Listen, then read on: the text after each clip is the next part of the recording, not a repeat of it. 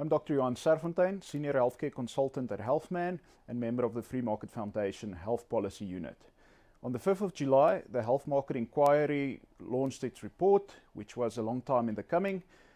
The investigation started in 2014 and was steadily carrying on from there, facing numerous challenges along the way. The report eventually came out with findings that many people in the industry did not see as surprising at all. One of the major findings that the Minister of Health would not be happy with was the fact that pricing was not indicated as one of the leading cost drivers in the private healthcare sector. And as such, any control of pricing would not necessarily bring down the costs in the system as a whole. From a healthcare administrative and regulative point of view, it was found that medical schemes had various options which made it difficult for consumers to make a decision on which plan there was for them to use, and also to compare various plan options as far as benefits go. One of the other findings was that administrators, specifically, some of them were accused of having obscene profits, and that this should be addressed going forward, as any additional money in the system should actually be going back to patients. There was a finding on brokers, in that brokers were found to have a beneficial role in the system, and that there should be an opt-in option for using broker services as far as medical schemes are concerned. This is a change from the current system where broker fees are paid irrespective of whether a member is interested in using them or not. This will change the sphere for brokers a little bit, but definitely will be to the advantage of the consumers. When it came to healthcare suppliers, there was an indication that over-servicing was one of the major drivers of costs in the system. Of course, there are those that say that the Competition Commission did not consider clinical data in their findings, and it is therefore not possible to make a complete finding in saying that over-servicing was taking place without considering all clinical information. Many providers would do testing and procedures based on defensive medicine. Also these days, in light of our very high malpractice insurance issues in South Africa, and as such, these procedures were not considered as excessive by providers or the patients using them, but they are considered excessive by the Health Market Inquiry. This situation will need to be carefully looked at going forward. There was also an indication that there was a big supply-induced demand in the system, which basically means that hospitals who build beds will have those beds filled in due course. This was something that medical schemes and administrators complained about. Of course, one has to consider that South Africa as a whole has the same amount of hospital beds than we did have in 1976 for a population that has doubled in the interim period. And one can therefore question whether these hospital beds that are being built are not in fact busy tending to pent-up demand in the system. I think to prove this point, if one had to put up a private hospital in a very rural area like Transkei, the beds will in fact not be filled because there are no patients on medical schemes available to fill these beds.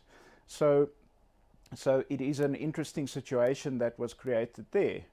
There was also indications that the government wants to set up a supply-side regulator for healthcare, which will regulate pricing. This could either happen through a bilateral negotiation between providers and schemes, or between multilateral negotiations where there are schemes providers and other stakeholders involved. This process would then arrive at a price setting for the providers on their side. The question is whether this would consider costs appropriately, and one would have to hope so.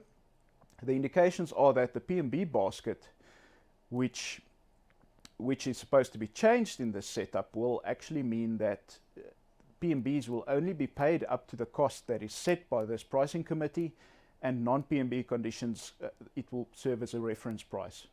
There was a recommendation that the PMB basket itself had to be changed to be more in line with what is currently required in the system, and also that this review should happen every 3 years. Of course, there's currently a legal requirement that it should happen every 2 years, and that has simply not been done. The last PMB review was in 2009, and the recommendations from that were not accepted by the Minister of Health. The HPCSA was also rapped over the knuckles for the fact that some of their ethical rules were considered to be anti-competitive, and the Health Market Inquiry recommended that the HPCSA look at some of its rules and see whether they can be amended. Some of these rules include the ruling on multidisciplinary practices, group practices, as well as looking at alternative reimbursement models. The Health Professions Council themselves might oppose this, as the president at the Health Market Inquiry report launch actually indicated that their main concern is ethical treatment of patients and that competition concerns are not very high on their agenda. It's going to make for interesting times, as some of the other recommendations that were made was that there should be a moratorium of the addition of beds of the main 3 hospital groups, as well as market share for hospitals being limited to 20% of the market. This might lead to court challenges from the hospital groups and also from wider groups in other industries, because if the Competition Commission dictates that a company is only allowed to have a 20% market share in any one industry, it could easily be rolled out to other industries, and I think the business sector is very concerned with that as a whole. There will also be challenges regarding the certificate of need, which wants to be implemented. What is indicated there is that the national health need would be considered when issuing a certificate of need. Unfortunately, the national health needs are not reflective of the medical scheme population, and as much as there might be a need for healthcare in rural areas such as the Transkei, you might find that there might not be medical scheme population to actually fund a private hospital in this area, and issuing a certificate on that basis would not mean improved access for patients using the private healthcare sector. All these considerations will probably be presented after this interim report, and one will have to see how they are considered in the final report that is expected in November or December of this year.